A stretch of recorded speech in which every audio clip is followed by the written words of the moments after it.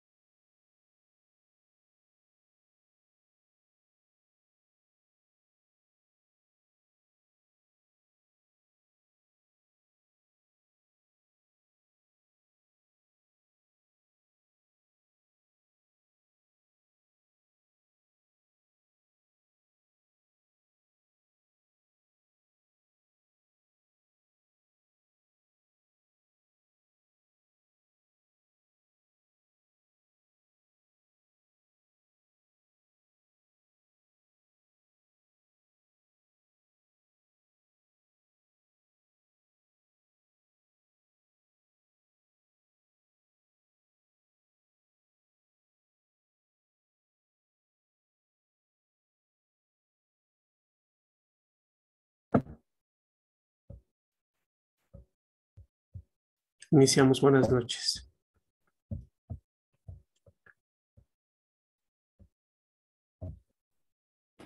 Bueno, este tema no se aleja mucho a temas anteriores que vimos en relación a patologías neurológicas, sobre todo en lo que tiene o en lo que respecta a la hiperestimulación del sistema nervioso central. Si ustedes recuerdan, pues vimos un tema que se llamaba estatus epiléptico, sobre todo el manejo, y pues ahora vamos a enfocarnos en las crisis convulsivas, en el manejo, sobre todo en el ámbito de emergencias y urgencias que pues nos ocupa este diplomado.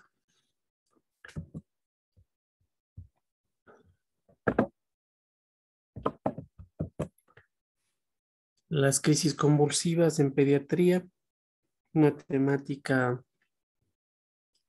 bastante común a nivel hospitalario, sobre todo a nivel de emergencias, pues una estimulación del sistema nervioso central que en inicio pues hay que saber analizarla y sobre todo hay que saber diferenciarla con muchas patologías que tienen mucha similaridad. Sin embargo, en sí no cumplen con el diagnóstico que el día de hoy veremos. En sí es un caso clínico para resolverlo a posterior una vez finalizada la charla de hoy día. Vuelvo repito, el día de hoy vamos a enfocarnos en la parte, vamos a dar una pequeña introducción teórica y vamos a enfocarnos con medicina basada en evidencias y pues relacionándonos a la parte de estatus epiléptico ya visto en edad adulta, pues enfocarnos en el manejo, en el servicio de emergencia y sobre todo de mucha importancia también, el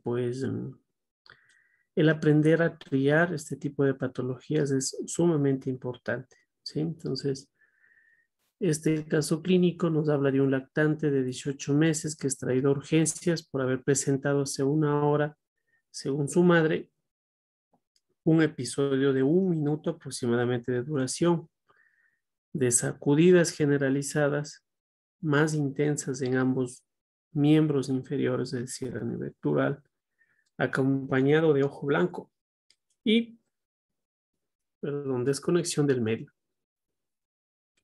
que se resuelve de forma espontánea. Tras este episodio, el niño permaneció adormilado desde el día de hoy, de posiciones semilíquidas sin moco, sin sangre, por 4 oportunidades en moderada cantidad. Y al momento de la toma de signos vitales, alza térmica de 38.6 grados centígrados. Me confirman el audio y la pantalla, por favor, si son tan amables.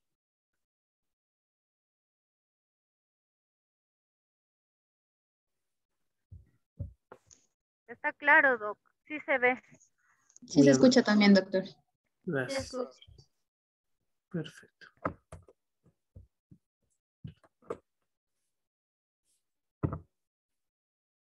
¿En qué nos vamos a enfocar en la temática que vamos a abordar? Pues en definir primero qué es una crisis convulsiva y diferenciarla de trastornos paroxísticos no epilépticos o el TPNE. Es muy importante aprender a diferenciar este tipo de patologías porque en sí tienen bastante similaridad y pues brinda a confusión al momento del diagnóstico en la primera atención en los servicios de emergencia. Además, vamos a definir qué es el estado epiléptico, pues su atención inicial y establecer un momento oportuno para la derivación.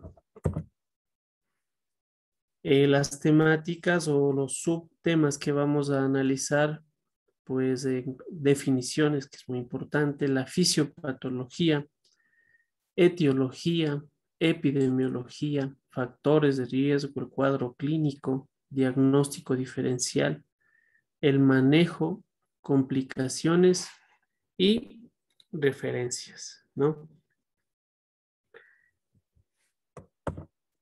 Iniciamos.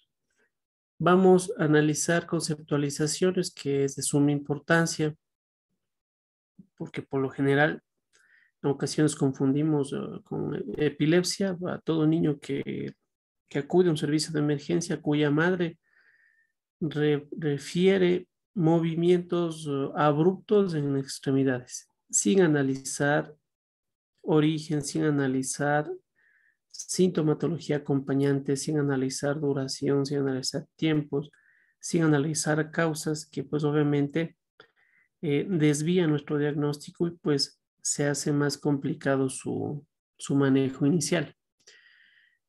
Su diplomado de urgencias, pues vamos a enfocarnos netamente al manejo inicial de crisis convulsivas.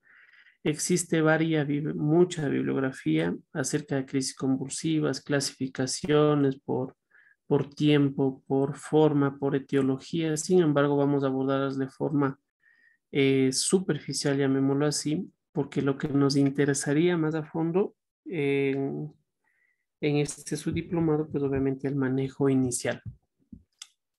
En cuanto a las crisis convulsivas, se define así a cualquier tipo de crisis con sintomatología motora. Y obviamente no necesariamente es epilepsia, las crisis convulsivas. Toda sintomatología presenta de forma de crisis motora. Las crisis epilépticas, episodio paroxístico debido a una actividad neural excesiva o hipersincrónica que se manifiesta con síntomas motores, sensitivos, sensoriales, autonómicos y o psíquicos. Pueden ser estos de origen espontáneo o provocadas por algún agente. Entonces, estas dos definiciones muy importantes y clara su diferencia. Trastorno paroxístico no epiléptico es una expresión de una disfunción cerebral transitoria por mecanismos diferentes a la crisis epiléptica. Ejemplo, mecanismos anóxicos o por hipoxia, hipnóticos, tienen que ver con el sueño, psíquicos, como la crisis de ansiedad, por ejemplo. Este trastorno paroxístico no epiléptico tiene un sinnúmero de manifestaciones que deberemos pues diferenciar de una crisis convulsiva en pediatría neta, ¿no? En cuanto a epilepsia, caracterizada por crisis epilépticas recurrentes, 2 o más separadas por más de 24 horas y no provocadas, perdón, por un trastorno agudo. Los síndromes epilépticos, trastornos epilépticos con características distintivas como tipo de crisis, edad de presentación, registro de un encefalograma, tendencia evolutiva y respuesta a farmacología. Vemos aquí en una gráfica. Es importante pues saber la fase tónica, la fase clónica, muy clara en imagen, pues siempre en nuestra descripción de enfermedad actual siempre nombramos movimientos tónico-clónicos, sin embargo no tenemos ni idea en ocasiones de qué es fase tónica, qué es fase clónica, y pues con esta gráfica pues podemos ya introducirnos un poco más allá del tema en cuanto a crisis convulsivas en pediatría. Ahora, su fisiopatología tiene que ver con un equilibrio importante entre los mecanismos de inhibición o inhibitorios neuronales y los mecanismos de excitación. Este equilibrio es el que mantiene nuestro sistema nervioso central de manera adecuada. Entonces, cuando se rompe este equilibrio, pues obviamente va a dar inicio a esta patología. ¿Cuáles son las principales causas de las crisis convulsivas en pediatría? Alteración metabólica, liberación del sistema renina-angiotensina, un síndrome que se denomina síndrome renina-angiotensina-aldosterona, y vamos a conversar de eso. Defectos del fosfato de piridoxina, muy importante, una formación de un neurotransmisor que se llama el neurotransmisor GABA, que ya todos nosotros conocemos. Traumatismos cráneoencefálicos, tumores o infecciones. Las principales causas son estas y obviamente nuestra dirección al manejo y sobre todo al abordaje inicial va a centrarse en estos.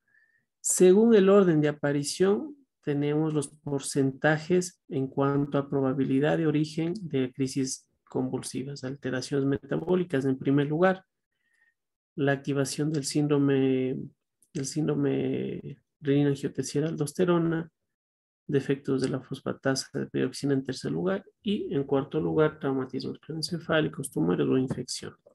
En cuanto a las alteraciones metabólicas, hipoglicemia, hipocalcemia, hiponatremia, disminución del PaO o disminución del, aquí es del O2, perdón, me equivoqué, de la presión arterial de oxígeno, aumento del pH, quiere decir una alteración metabólica que hace que hay un aumento de la despolarización neuronal y por ende una hipersincronía neuronal que da resultado a las crisis convulsivas, la alteración metabólica. En segundo lugar, anomalías del sistema reticular es de origen idiopático que causa hiperexcitabilidad a nivel neuronal. No sé si ustedes recuerdan haber visto alguna vez el síndrome renina-angiotensina-aldosterona en edad pediátrica, que no es otra cosa que la aparición de hipertensión arterial en niños. Sí, bastante extraño, sin embargo, se presenta que es un trastorno de origen endocrino que por lo general se da en pacientes prematuros, pequeños en edad gestacional, es decir, con factores de riesgo, los obesos sobre todo. Entonces, es decir, en edad pediátrica también hay hipertensión. ¿Sí? Bastante extraña la aparición, sin embargo, ocurre. Es por eso que en el abordaje de todo paciente y en edad pediátrica sobre todo, la toma de signos vitales es muy importante, pero no solamente de presión, de saturación, no solamente de temperatura, de la saturación, de la frecuencia cardíaca, sino también de la tensión arterial, que en ocasiones le tomamos muy a la ligera y pues en la mayoría de ocasiones, al menos en un hospital de segundo o de tercer nivel, nos olvidamos en cuanto a la toma de signos vitales pediátricas en lo que respecta a la tensión arterial. Como les decía, este síndrome de respuesta de renina-angiotensina-aldosterona es dependiente de mineralocorticoides, pues es una forma secundaria de hipertensión arterial más frecuentes en edad pediátrica. Entre las causas más conocidas del hiperaldosteronismo primario, ¿sí? Lo que hace es que al haber una mayor producción de aldosterona, obviamente va a haber mayor reabsorción de sodio, por ende y consecuentemente mayor reabsorción de agua y aumento de la tensión arterial. Y en este caso, pues proporciona el origen a estas alteraciones del sistema reticular y pues por ende hiperexcitabilidad neuronal. Se dice que esta enfermedad está causada por un defecto congénito de una enzima que se llama 11B hidroxiesteroide deshidrogenasa de tipo 2. Pues bueno, que eso ya es simplemente como un anexo a este síndrome, ¿no? En cuanto al defecto de fosfato de piridoxina, recordemos que el fosfato de piridoxina es una coenzima que actúa en múltiples formaciones enzimáticas, en más de 140 a nivel de nuestro cuerpo. Entonces, este defecto actúa a nivel del sistema nervioso central porque interviene en la formación de este neurotransmisor, como decía hace un momento, que se llama GABA. ¿Cuál es la función del GABA? ¿Alguien me recuerda?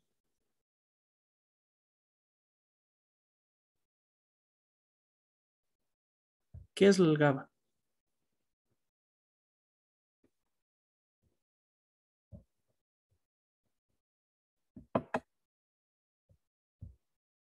¿Qué es el GABA, muchachos y compañeros, colegas?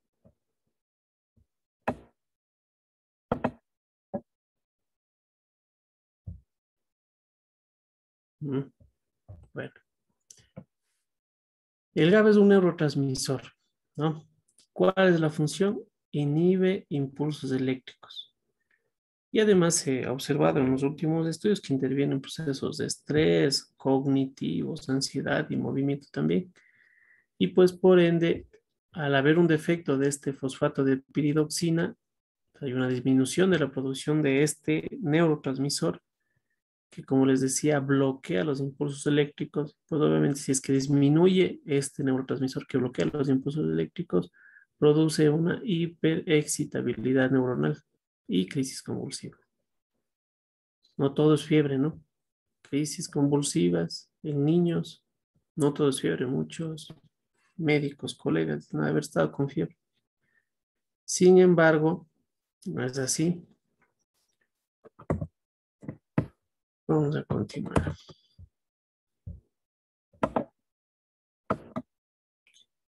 Y traumatismos craneoencefálicos, tumores de infecciones que causan obviamente hiperexcitabilidad neuronal, ¿no? En cuarto puesto. El estado epiléptico o el estatus epiléptico, pues se puede hacer un pequeño paréntesis aquí. Es muy importante nombrar esto porque es una de las principales complicaciones de una crisis convulsiva mal tratada, mal diagnosticada, mal manejada. Pues no es otra cosa que la convulsión prolongada por 30 minutos o convulsiones recurrentes sin recuperación de la conciencia, entre ellas que duran más de 30 minutos, ¿no? Pues estas crisis epilépticas prolongadas, repetidas, provocan alteraciones neurológicas persistentes y que pues obviamente van a dar efectos adversos a futuro y pues evidentemente esto es lo que debemos evitar, el estatus epiléptico. Es muy importante hablar de tiempos en las crisis convulsivas. Como ustedes ven acá en esta gráfica, con colorcito verde, tenemos un tiempo, hablando en cronología, tenemos un tiempo adecuado para tratar una crisis convulsiva desde su inicio. Una flecha aquí que está roja es el límite entre lo bueno y lo malo. Más de 30 minutos estamos hablando de una serie de manifestaciones que vamos a conversar, que hay que evitar. Este es nuestro límite, ¿sí? Obviamente, el estatus epiléptico, tratamiento precoz, es nuestro objetivo, nuestra meta principal. Sin embargo, cuando ya está establecido, cuando es refractario, cuando está súper refractario, pues ya es una complicación sumamente negativa, disculpen la redundancia, pero para el paciente, ¿no?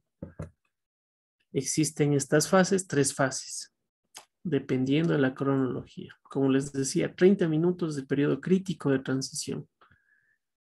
La primera fase, que es la fase inicial o compensada, en donde existen algunas manifestaciones hemodinámicas, como contracciones musculares, hemodinámicas y metabólicas, respiratorias, donde en su primera fase o inicial o compensada, dentro de los primeros 30 minutos, existe una disminución del PaO2, aumento del PCO2, aumento del LDH, acidosis metabólica, rabdomiólisis, fiebre, disminución, aumento de 1 grado. En cuanto al sistema nervioso autónomo, se manifiesta con aumento de catecolaminas, aumento de la frecuencia cardíaca, aumento de la presión arterial, aumento de la glucosa, inclusive la elevación de celularidad blanca, sudoración, salivación, secreción bronquial, aumento en las demandas cerebrales que puede ocasionar edema cerebral, e inclusive hipertensión intracraneal.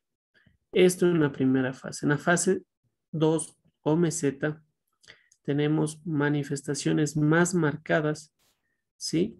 En donde la parte metabólica va a predominar y pues la descompensación va a ser más amplia a partir de los 30 minutos. Tomemos en cuenta que hay que evitar llegar a esto. Refractario y suprarrefractario, fase de descompensación. Obviamente, si tenemos un paciente con crisis convulsiva de más de 60 minutos sin recuperación del nivel de conciencia, ya va a haber la toma de muchos sistemas, muchos órganos, falla en sistemas y órganos que puede desencadenar o abocar en una parada cardiorrespiratoria. Entonces, esta cronología fisiopatológica es muy importante conocerla. ¿Para qué? Para saber el tiempo que tenemos disponible, llamémoslo así, para evitar daño permanente en un paciente o evitar la muerte. Estas ondas pues reflejan lo que está pasando dependiendo de cada fase. Vemos aquí en los primeros 30 minutos, el flujo sanguíneo no se ve afectado, hay más bien un aumento en el flujo sanguíneo cerebral. Cuando ya está establecido refractario o superrefractario, va disminuyendo el flujo sanguíneo. Por ende, la hipoxemia de igual forma se va manifestando dependiendo del tiempo en inicio de la crisis convulsiva e inversamente proporcional a esto aumenta el daño cerebral. ¿Sí? Entonces, miren la respuesta que existe en un paciente y como connotaciones nada más. Si se retrasa la terapia adecuada, obviamente puede haber daño neurológico permanente o muerte. Acordémonos que la edad pediátrica o niños es una edad bastante delicada, pues y esto debemos nosotros evitarlo. Cuanto más dura la crisis, más difícil de controlar, menor probabilidad que cese espontáneamente y mayor riesgo de morbilidad y mortalidad. Aumento de ambas, aumento de movilidad crónica, de deterioro cognitivo, mayor riesgo de epilepsia que tras una convulsión simple. En cuanto a la etiología, son múltiples. En cuanto a las causas más frecuentes de convulsión según la edad, es muy importante saber, de esta forma, ustedes van a dirigirse a la causa o al origen de este tipo de patologías dependiendo del grupo etario en edad pediátrica. En neonatos, por ejemplo, la principal causa es la encefalopatía hipóxica.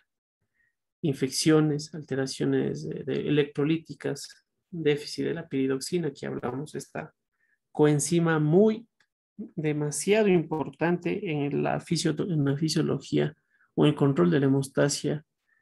Errores innatos del metabolismo, que es congénito, hemorragia cerebral, que en ocasiones se suscita, malformaciones del sistema nervioso central. En cuanto a los lactantes en niños, fíjense aquí sí, pues nombra la convulsión febril, infecciones sistémicas, en segundo lugar, alteraciones electrolíticas, intoxicaciones y en sí, epilepsia. Adolescentes, supresión o niveles sanguíneos bajos del anticonvulsivante en niños epilépticos, dosis inadecuada o falta de toma de medicación anticonvulsivante, traumatismo craneal, epilepsia, tumores craneales o intoxicaciones que puede suscitar en esta edad.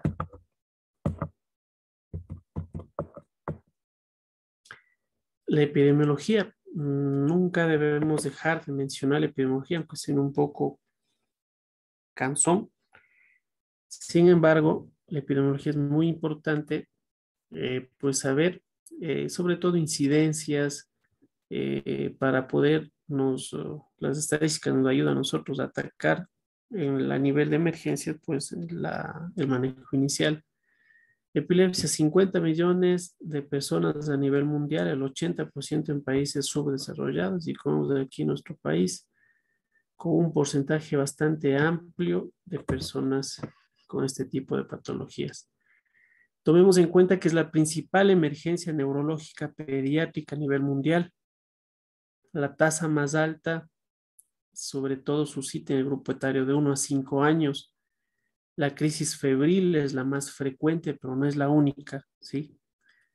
Antes de los 5 años, más en los hombres que en las mujeres, como siempre los hombres. La mayoría 6 meses a 3 años. El pico de este tipo de crisis a los 18 meses, ¿sí?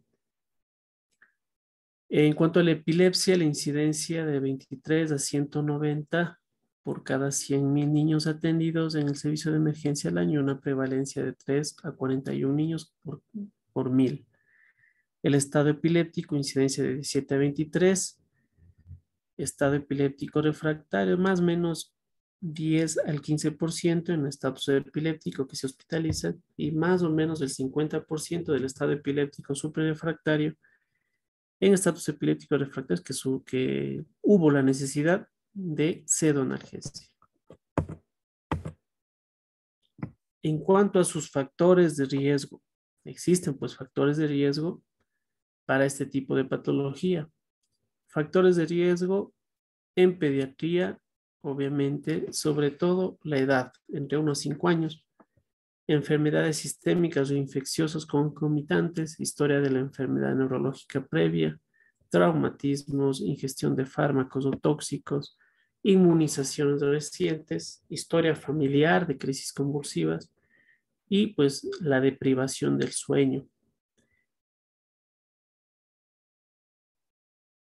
Anomalías en el electroencefalograma de fondo, crisis parciales con generalización secundaria, ocurrencias del estatus epiléptico como primera opción, anomalías en los estudios de neuroimagen, epilepsia, etología sintomática y pues obviamente factores genéticos. En cuanto al cuadro clínico, siempre redundando en el análisis de una buena historia clínica y un buen examen físico. En el cuadro clínico, pues debemos analizar 2 puntos. O con ya una crisis activa. Cuando tenemos este tipo de pacientes con historia de una crisis reciente, en un estado posictal recuperado y responde a ABCD, que ya sabemos, vía aérea, respiración, circulación, neurológico.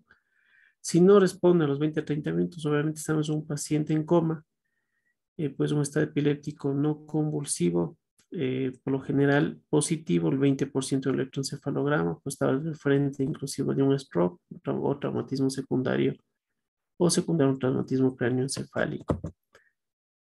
Con una crisis activa, que es lo que vamos a enfocarnos el día de hoy, el manejo. Sin embargo, es importante denotar la clasificación propuesta para las convulsiones infantiles de 2 a 24 meses.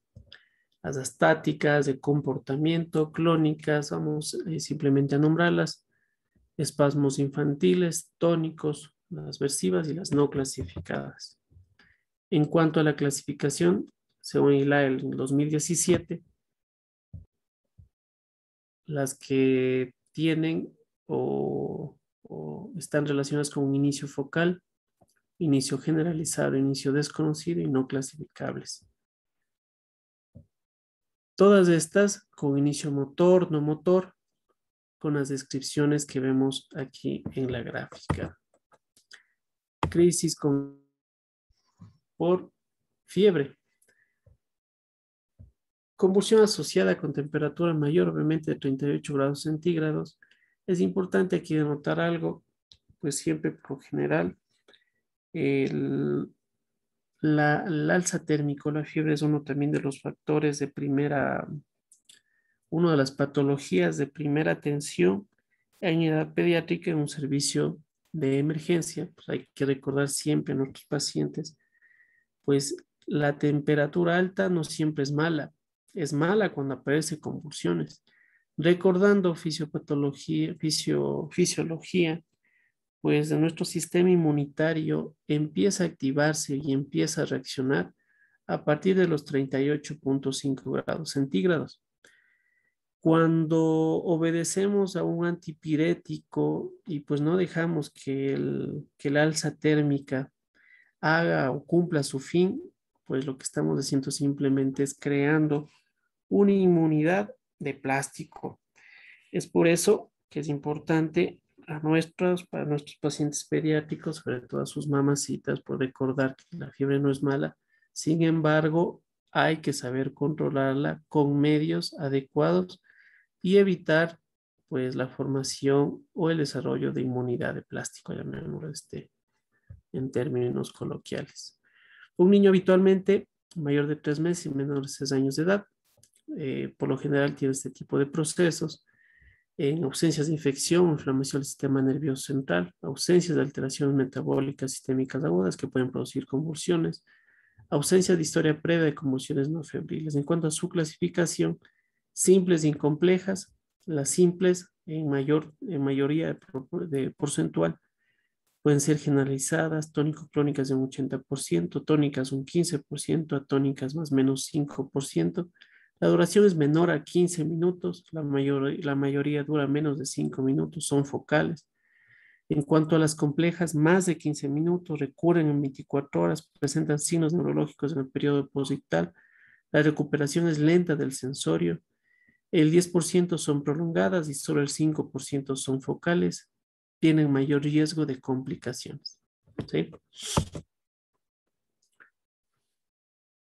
La clasificación de la epilepsia también es muy importante nombrarla de acuerdo a su causa: idiopática, sintomática, probablemente sintomática. La idiopática, pues de etiología genética, por antecedentes familiares, inicio relacionado con edad, características clínicas y electroencefalográficas definidas, exploración neurológica y pruebas complementarias normales. La sintomática de causa desconocida de igual forma, por lesiones antiguas y estáticas o causas recientes o evolutivas como tumores, enfermedades neurodegenerativas. Y probablemente sintomáticas, se supone sintomática, pero su etiología no se ha identificado aún. El diagnóstico, que es lo que nos ocupa: historia clínica y exámenes auxiliares. Es muy importante la historia clínica, sobre todo, y recordando siempre, en primer lugar, definiciones, recordando siempre, en segundo lugar, epidemiología, en tercer lugar, factores de riesgo, en cuarto lugar, causas más comunes, dependiendo de la edad del paciente pediátrico, pues que nos va a ayudar pues a un manejo mucho mejor. Historia clínica, antecedentes de familia, antecedentes personales, de enfermedad actual, examen físico, bien hecho. ¿Qué interrogatorio, qué preguntas o qué cuestionario podríamos utilizar? Es acá, sobre todo hablando o enfocándonos en las características de la crisis convulsiva. ¿Qué estaba haciendo el niño justo antes del momento del inicio de la convulsión? Si hubo síntomas sugestivos de un aura, ¿cuáles fueron? ¿Cuál fue la secuencia y el tiempo de eventos y los componentes de la convulsión? ¿Qué sucedió cuando la convulsión terminó? ¿Qué fue lo que el niño hizo después de la convulsión y por cuánto tiempo? Si hubo conciencia durante el evento, ocurrió falta de respuesta, presentó mirada fija o no, ocurrió apertura apertura o cierre de los ojos, hubo temblor en los párpados, si presentó desviación de los globos oculares y a qué dirección, si hubo contracción facial, si presentó rigidez del cuerpo, si presentó palidez, cianosis, relajación o no de esfínteres, si hubo algún hallazgo autonómico, si hubo más de una crisis convulsiva, qué tan similares fueron una de la otra. Preguntas importantes al momento del abordaje de la historia clínica. En cuanto a sus complementarios, si nombrábamos en un inicio la fisiopatología, una de las principales causas de crisis convulsiva era la alteración metabólica, pues ende nos vamos, alteraciones metabólicas, por ende nos vamos a dirigir hacia esto en los exámenes complementarios para así completar nuestro diagnóstico: glucosa, sodio, la biometría hemática, estudios metabólicos. Podemos también verificar niveles de anticonvulsivantes en pacientes con antecedentes ya de epilepsia o tóxicos en sangre. Punción lumbar, se sospecha el nivel de infección del sistema nervioso central, sobre todo en menos de 12 meses, ¿no? En cuanto a la neuroimagen, una tomografía, resonancia magnética cerebral y el electroencefalograma, pero ya obviamente en consulta, ¿no? Este es el diagnóstico diferencial más importante de esta patología. Los trastornos paroxísticos no epilépticos. Dentro de estas, las crisis anóxicas o trastornos paroxísticos del sueño. Como vemos, hay una lista bastante considerable y pues aquí faltan algunas de trastornos paroxísticos no epilépticos. Vamos a nombrar algunas que por lo general se confunden y pues hay que hacer este tipo de diagnóstico diferencial con crisis convulsivas. En las crisis anóxicas, síncope, espasmos del sollozo, que se llama, cianóticos, trastorno del despertar, despertar en la parte de trastornos paroxísticos del sueño, terrores nocturnos, somnambulismo, pesadillas, mioclonías del sueño, mioclonal neonatal benigno del sueño, narcolepsias, cataplegia, movimientos periódicos de las piernas, el síndrome de piernas inquietas, acordémonos en anemia, parálisis del sueño, bruxismo, somnoliquia. Son algunas de las manifestaciones de un trastorno paroxístico no epiléptico que debemos nosotros tomar en cuenta como diagnóstico diferencial. En cuanto a los trastornos paroxísticos motores, dentro de estos, tremulaciones del recién nacido, temblor del mentón, estremecimientos, estereotipias, tortícolis, paroxísticas benignas, mioclonías benignas del lactante, desviación de la ocular tónica paroxística, tics. En cuanto a crisis de origen psicogénico, descontrol episódico, ataques de pánico, ansiedad, hiperventilación, crisis psicogénicas, pseudocrisis epiléptica, trastornos facticios, síndrome de Munchausen, trastorno somatomorfo conversivo. Bueno, son algunas de las patologías que deberíamos tomar en cuenta en este tipo de trastornos paroxísticos no epilépticos, ¿no? Entre otros, como la migraña vacilar, hemiplegia con el síndrome confusional, síndrome de Alicia en el País de las Maravillas. No sé si saben este síndrome. Un síndrome muy interesante, es un síndrome que se manifiesta por alteraciones no cognitivas, transitorias, en donde se distorsiona la imagen en forma, color, simetría, transitoriamente del paciente pediátrico, ¿no? Por eso se llama el síndrome de Alicia en el País de las Maravillas. En ocasiones es similar a un paciente que está, los efectos que causa el LSD. Pues este es el síndrome de Alicia en el País de las Maravillas. Vértigo paroxístico benigno, encimacimientos o ensoñaciones, episodios de autogratificación.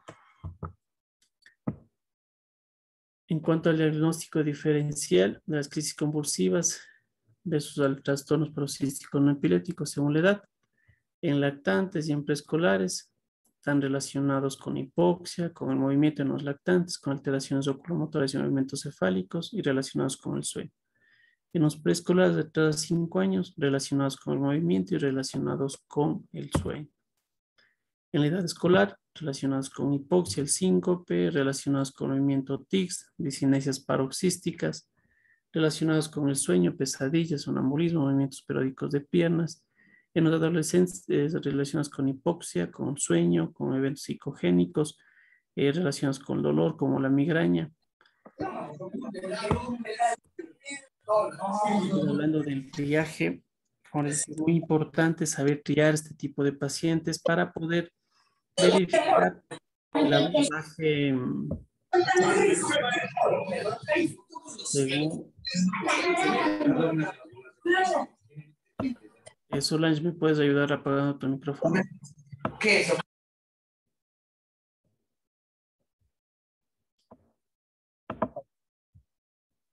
Cuanto al triaje, pues azul, no urgente, obviamente, sin riesgo, paciente febril, asintomático, alerta, orientado, signos de déficit neurológico. Azul, a la casa. Verde, urgencia menor, riesgo bajo, cefalea, dolor leve reciente, problema reciente, fiebre en niño mayor de 6 meses, menor de 5 años, código verde. Amarillo, fiebre en niños menores de 6 meses y mayores de 5 años, historia de trauma craneoencefálico, historia del discordante, no tenemos una recaudación de información en la madre o la acompañante, déficit neurológico nuevo, antecedentes de crisis convulsivas y epilepsia, portador de comorbilidades, portador de secuelas neurológicas, Código naranja, alteración súbita del estado de conciencia, estado posictal menos de 30 minutos, déficit neurológico agudo, signos, pueden haber meningios y antecedentes de toxicomanías.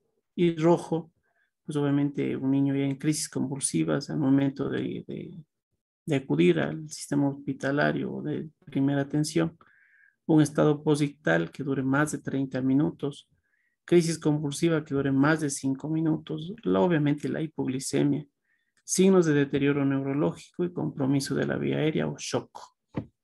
¿Sí? Entonces, en sí es muy importante esto para el abordaje inmediato o tardío de este tipo de pacientes.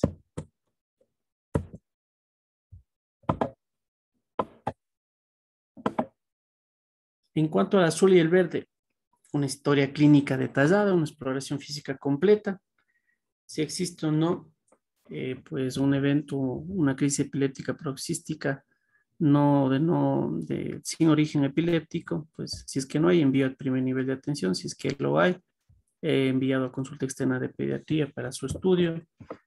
En cuanto a código amarillo y naranja, el abordaje CABD, circulatorio, vía aérea, respiración, neurológico, decúbito lateral, retirar órtesis, protección de la vía aérea, aflojar la ropa, tomar tiempo del inicio del evento.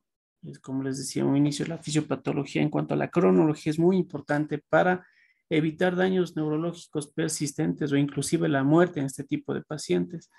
A través de que hacemos todo esto, una historia clínica detallada, una exploración física completa, vamos a observar el paciente al menos 8 horas y vamos a analizar criterios o no de hospitalización. ¿Qué criterios tenemos para hospitalizar? Menores a 1 año, código amarillo y naranja, ¿no? Menores de 1 año, crisis convulsiva complejas o atípicas, si hay signos meningios, estado posictal más de 30 minutos, déficit neurológico agudo, estado epiléptico, obviamente, ¿sí? Si existen estos criterios, referir, hospitalizar, un segundo o tercer nivel de atención. Si es que no, egresar con envío a consulta externa de pediatría para protocolo de estudio. En cuanto a su manejo, tenemos 3 estudios importantes en donde vamos a aprender o donde nos recomienda pues la utilización farmacológica y el manejo inicial en este tipo de pacientes. Tenemos 3 estudios. Acá esta revisión del estado epiléptico convulsivo pediátrico y su manejo antiepiléptico y esta revisión de actualización en estado epiléptico en niños que pues nos ayuda bastante para definir en qué aspecto cronológicamente de igual forma, ¿sí? Vuelvo y repito, la fisiopatología es importante para poder nosotros tener un tiempo estimado cronológico de abordaje y pues saber en qué tiempo estamos, por ende la recomendación en la exploración física, utilizar un cronómetro para verificar el tiempo de la evolutiva en cuanto a sintomatología en este tipo de pacientes. ¿Qué hacemos durante los primeros 5 minutos? Fíjense que tenemos 5 minutos en este tipo de pacientes con crisis convulsivas. Determinar el estatus epiléptico. A, B, C, D. ¿Sí? Incluido aquí la verificación de una vía periférica. Monitoreo, que es muy importante. Acuérdense de la presión arterial acá. Frecuencia cardíaca, pulso, succión de secreciones, que es muy importante porque ya vimos en cuanto a la primera etapa precoz de las crisis convulsivas hay hipersecreción, aumento de las secreciones, exámenes, acuérdense la primera causa de desequilibrio y de origen de crisis convulsivas, alteraciones metabólicas, y como segundo las crisis convulsivas, por ende antipiréticos en el caso existe alza térmica. ¿Cuál es nuestro objetivo? Asegurar obviamente la vía respiratoria y oxigenación cerebral, controlar la crisis para prevenir toxicidad, la neuroprotección para bloquear la progresión del daño iniciado, evitar y tratar las complicaciones sistémicas de la crisis del tratamiento, tratar la causa Identificar factores precipitantes. Neuroprotección es el objetivo de nuestro tratamiento, ¿sí? Porque como sabemos, la hiperexcitabilidad o estimulación exagerada del sistema nervioso central por los diferentes mecanismos afectan y dan en producto manifestaciones seculares neurológicas, inclusive muerte o parada cardiorrespiratoria, pues que es bastante delicado, ¿no? El acceso venoso, pues luego de los 5 primeros minutos, el acceso venoso es muy importante. Si lo tenemos, midazolam 0,5 miligramos kilo, máximo 10 miligramos, o diazepam 0,3 miligramos kilo, endovenoso pasado en 5 minutos. Si es que no tenemos, lorazepam bioral intraósea o vía respiratoria a la dosis recomendada, 0,1 miligramos kilogramo peso. Midazolam, la vía intranasal, se puede utilizar también a través de un spray. Si es que no tenemos una vía de acceso rápido, diazepam 0,5 miligramos, vía respiratoria máxima 20 miligramos. La dosis de fármacos es muy importante nombrar, 0,1 mililitros por kilogramo en lorazepam. En cuanto a la terapia de primera línea en el estado epiléptico, en primera línea, midazolam, diazepam, lorazepam. De preferencia, no sé si ustedes recuerdan ese estudio que les mostré en el estatus epiléptico, el midazolam, sobre todo en estatus epiléptico, ¿no? En crisis convulsiva de inicio temprano o en fase precoz, diazepam, ¿sí? A las dosis recomendadas, como vemos acá en esta gráfica. Diazepam 0,5 ml kilogramo peso. Puede producir depresión respiratoria, braquial hipotensión. Sin embargo, en cuanto al riesgo y beneficio, obviamente mayor beneficio que riesgo. Midazolam, de igual forma, 0,1 mililitros es igual a 0,1 miligramos con una dosis 0,1 a 0,2 miligramos por kilogramo peso. Puede ser intraóseo, intramuscular, intranasal o vía oral. También se puede utilizar. ¿Cuáles son nuestros errores más frecuentes en emergencia? Una dosis inadecuada de las benzodiazepinas. No sabemos cuál es la dosis y pues por ende dejamos que la fase compensada se transforme en una fase descompensada. Usar más de 2 dosis de benzodiazepina y retardar el inicio de una droga de segunda línea.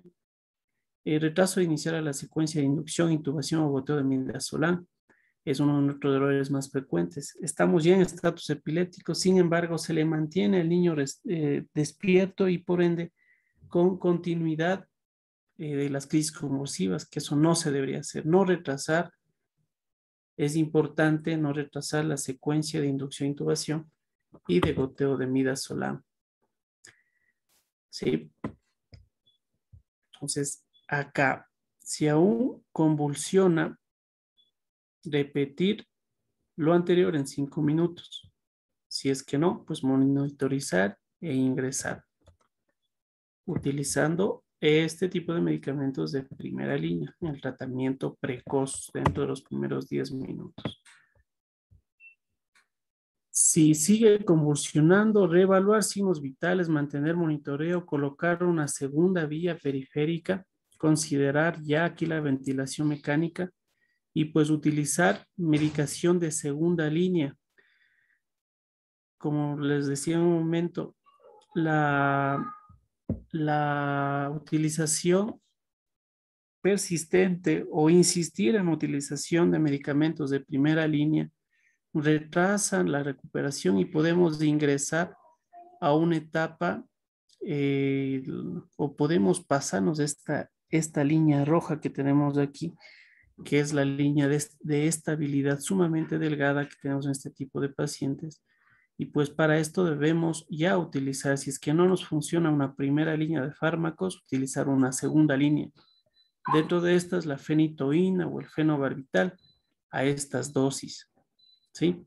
Si es que no convulsiona, pues monitorizar, ingresar, considerar el electroencefalograma para su detección de las crisis electrográficas, para su oportuno tratamiento. Con estabilización del paciente hay que realizar un estudio de neuroimagen, punción lumbar, si estamos pensando en un proceso infeccioso a nivel neurológico, y pues tratar de buscar las causas distintas que originan esta patología.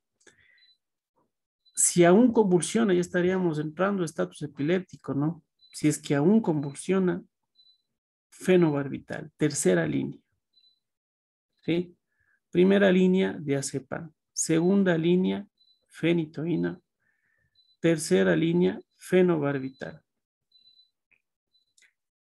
El fenobarbital a las dosis recomendadas o ácido valproico más piridoxina, más a la mano en nuestros servicios de salud, fenobarbital, pues para controlar y evitar el paso de esta línea de estabilidad neurológica y pues para evitar que se transforme en crisis convulsiva establecida, ¿sí?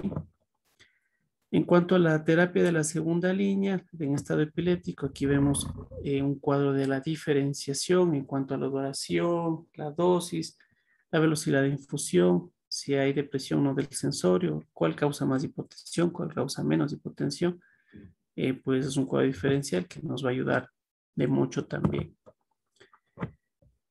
A pesar de los 30 minutos cronológicos, si aún sigue convulsionando, midazolam.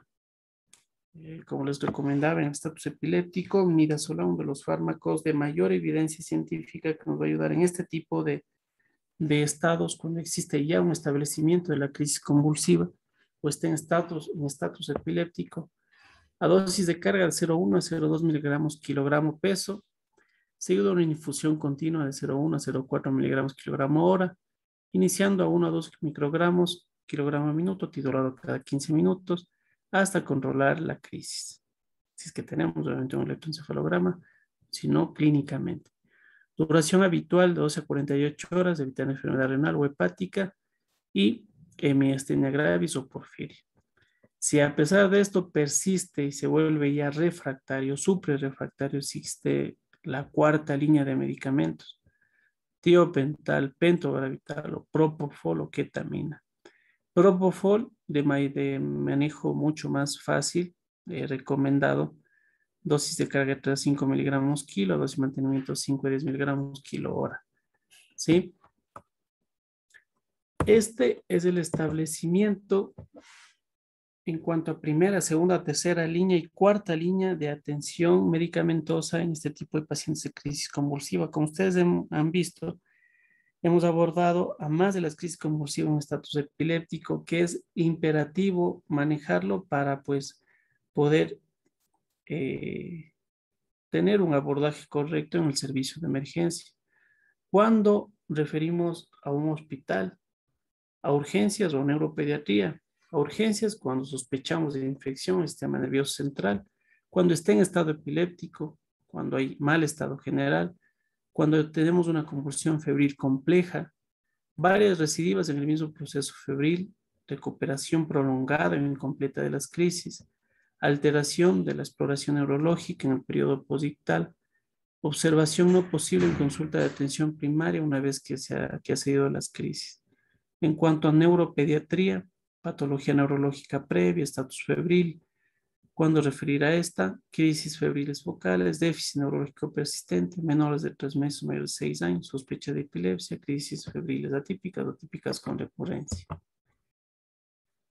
Este es el tema del día de hoy, bastante difícil el abordaje, sin embargo, nos vamos a centrar en estas 3 diapositivas. La cronología y la fisiopatología que nombramos en fase compensada, descompensada, mantenimiento, pues estas 3 diapositivas resumen el manejo de un paciente en crisis convulsivas. Como vemos, el manejo de 0 a 10 minutos es básico, importante, y pues esta línea de estabilidad sumamente delgada no debemos sobrepasarla. Ya sabemos cuál es nuestro objetivo, qué debemos hacer en nuestros primeros 5 minutos, qué medicación utilizar, por qué vía utilizar. Si es que tenemos un algoritmo, pues obedecer este algoritmo. Si convulsiona, no convulsiona. Si es que sigue convulsionando, repetir los procedimientos. Sin embargo, no utilizar la misma medicación de primera línea. Por ende, tenemos una medicación de segunda línea que utiliza, ¿sí? no repetir dosis, porque por lo general siempre hay casos en el servicio de emergencia que está convulsionando, persiste las convulsiones, otra dosis de diazepam, sigue convulsionando, otra dosis de diazepam con mayor, otra administración de dosis de diazepam con mayor dosis, inclusive calculada por kilo. Sin embargo, esto no es lo indicado, ¿no? Ya sabemos el día de hoy que tenemos una medicación segunda, tercera, cuarta línea, que hay que obedecer el algoritmo de manejo para poder solucionar y evitar esta línea delgada de los 30 minutos o evitar el estatus epiléptico, pues que ya nos conllevaría a un manejo de vía aérea avanzada en pediatría. ¿Sí? Entonces, acordémonos de al menos del abordaje en estos primeros 10 minutos, que como ustedes ven en esta gráfica, nada complicado para o en relación al riesgo que implica el estatus epiléptico, la mantención o el paso de un estado precoz a una fase descompensada de crisis convulsiva. ¿Sí? Pues eso es el abordaje en cuanto a crisis convulsivas. En cuanto es muy importante también aquí hablar del manejo de la vía aérea en estatus epiléptico, que vamos a hacer un paréntesis, vamos a recordar en la clase práctica que vamos a llevar en las próximas semanas y pues ahí reforzar cada una de las temáticas que hemos abordado hasta el día de hoy. ¿Tenemos alguna pregunta? ¿Tenemos alguna inquietud? Pues me van a disculpar un poco el día de hoy. Esto de las vacunas, la tercera dosis ha sido un poco complicada. Pues el día de hoy sería todo por todo el abordaje, pues concluiríamos en este momento. Sería importante que cualquier cuestionamiento, cualquier pregunta, sea resuelta en la clase práctica que vamos a tener. Va a ser muy, muy bueno realizarla, pues eso sería todo en cuanto al abordaje de la temática del día de hoy. Les agradezco su presencia, su atención, pues espero que les haya servido de mucho para su manejo inicial en cuanto a pacientes con crisis convulsiva en edad pediátrica. Que tengan una muy buena noche y pues eso es todo el día de hoy.